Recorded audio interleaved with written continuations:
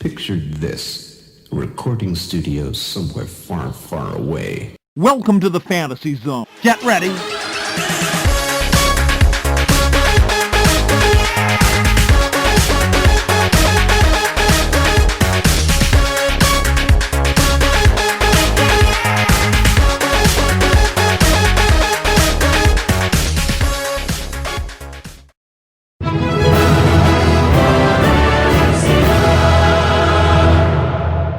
Welcome, Watchers of Illusion, to my Castle of Confusion, episode 403 on the 23rd of June 2020.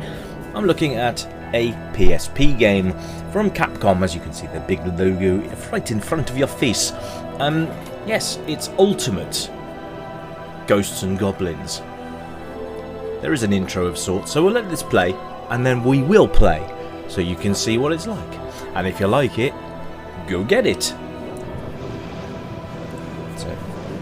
Very pretty little intro actually this, so hope you enjoy it. I'll be back when the game starts.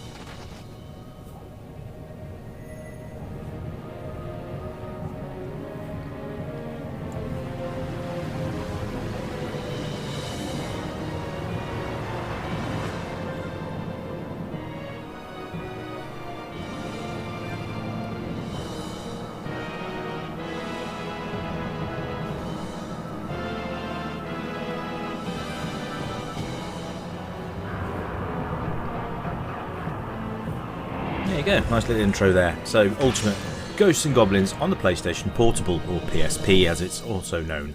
Pretty much better known as the PSP, I would say, actually. Quite a cool little console, actually. It was like and yes, I'm doing novice mode, because you know what? It's Ghosts and freaking Goblins. Okay, now, this was like literally like a portable PS1. That's probably the best way I can describe it. The games came on these little discs, and they kind of slotted into the back of the console, which was quite an interesting concept, to be honest. So we're looking at this. The Capcom pretty much have released Ghosts and Goblins and Ghouls and Ghosts on practically everything. So it comes as no big surprise, really, that they decided they were going to release on the PSP, which is a great move. Now, if you've ever played a Ghosts and Goblins game, you know they're not the easiest games on the planet to play. And I don't think this is going to be much of an exception to that rule. However, I'm actually quite enjoying this already. So that's a plus. If you can hear the music, what they've done is the music from Ghouls and Ghosts is quite prevalent here, which is nice. But the gameplay from Ghosts and Goblins is also in place. It's like they've taken both games and rolled them into one, which is a really good idea actually, and it works rather well. Now graphically it looks absolutely fantastic. You can see they've done a sort of a pseudo 3D type effect on the screen, which I think works quite well. Now you'll notice that Arthur can take more than one hit as well before he gets reduced to being in his underpants, which is, you know, that's a little nicer. If, however, you decide you want to try the game on the hardest difficulty mode, it goes back to what you would expect from Ghouls and Ghosts and Goblins, with one hit. Now, here's another little interesting thing. Arthur now regenerates on the spot that he was killed, so that's quite nice as well. Oh yes, in cauldrons. Yeah, if you jump into a cauldron, you get a different sort of effect. You can see I've turned into a washerwoman here, and you can still attack, but then you can sort of float around. It's quite amusing.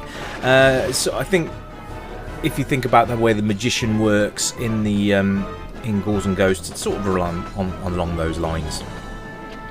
Arthur can now hang off platforms now as well, which kind of helps quite a lot. You'll notice I'm not double jumping. Well, that comes later. Yes, it's not been eradicated. I love the fact that the original sort of mobs are here. You've got several suits of armour that will all do different things. I haven't got any magic at the moment to be able to perform anything. But by God, this is a lovely game. Very smooth gameplay, and well, that's what you'd expect from a Ghouls and Ghosts or Ghosts and Goblins game, really.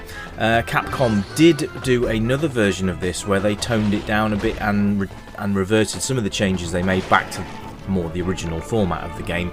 But you know, whatever. We're playing this one, and I'm quite happy with this one. So, another cauldron, and yeah, the cauldrons do have different effects, so you're not going to turn into a washerwoman every time. Also, while you're in this form, you're actually quite a bit slower than you normally would be. So you've got to be a bit careful about what I just did there, like climbing up ladders. You can see it's a bit faster now. I've got my armour back on, which is nice. So you can shoot in all directions, which is great. So if you jump up in the air, you can shoot downwards by pushing down and fire at the same time. That works really nicely. You've got up and fire, and yeah, standard fire as well. It all works really, really well. Now I've got the fire. I'm not sure. Do you know what? The fire seems a little better this time round, but it's not my favourite weapon by any stretch of the imagination. But there we go. So sound and music is absolutely fantastic. It does feel. You get that impression with the sound that you're playing an arcade machine. It's really quite good. If you enjoyed the original Ghouls and Ghosts, you're going to lap this up. Absolutely brilliant. And but yeah, sound effects are great.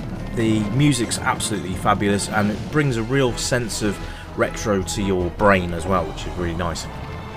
Playability wise, it's I'm on the easiest level, and it's not. I wouldn't say it's easy, but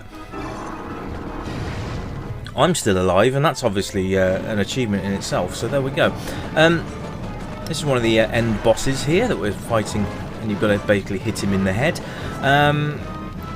and then you'll move on to the next stage. You can see the lives in the bottom left-hand corner there, and then you've got your hits in the top left-hand corner before you lose your armour. You can see there I've got 2 more before I lose my armour, 1 more now.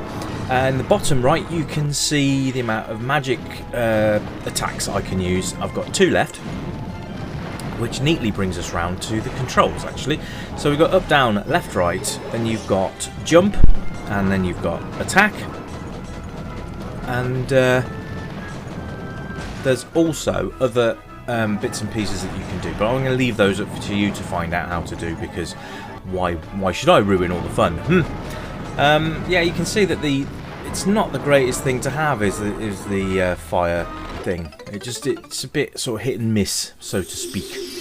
Now the replay factor on this is a pretty much guarantee, because you've got to play through the game in a specific order several times to be able to unlock the true ending. For those of you who have played the originals, there's no surprise there for you whatsoever.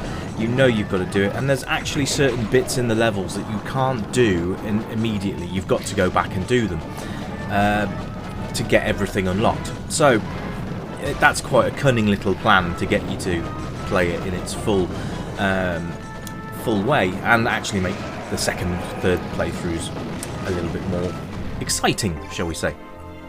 Now you'll see there that I've got some boots dropped. You get a new item at the end of the stage. Now those will obtain leap boots, yeah, double jump. We've now got it. I would say probably age group for this, you're looking about 10 plus, because it is tricky, and it can be a bit frustrating at times. So yeah, not so much for the younger ones. I think they would probably struggle with this. Obviously it's a side-scrolling platformer, and it works really, really nicely with this sort of 3D effect as well, which is really cool. Look at the backgrounds; it's just so smooth to play, and it's a one-player game, unfortunately. But I don't really see how you could ever make a Ghouls and Ghosts or Ghosts and Goblins work as a multiplayer unless you have a turn-based strategy in place. Then I suppose that would work. But if you enjoy the Capcom Ghouls and Ghosts, Ghosts and Goblins stuff, then you will lap this up. And I really do urge you to have a go. But that brings us pretty much to the end of the review, folks. I hope you've enjoyed it, and I'm really, really pleased to be able to bring PSP to the channel as well. There's going to be a lot more coming in the next few weeks and months. So let me know what your favourite PSP game was in the comments. Have you ever played this version of Ghosts and Goblins? Let me know. Always good to hear from you. Anyway, I'll catch you next time with a brand new review. You take it easy, folks, and until next time, bye for now.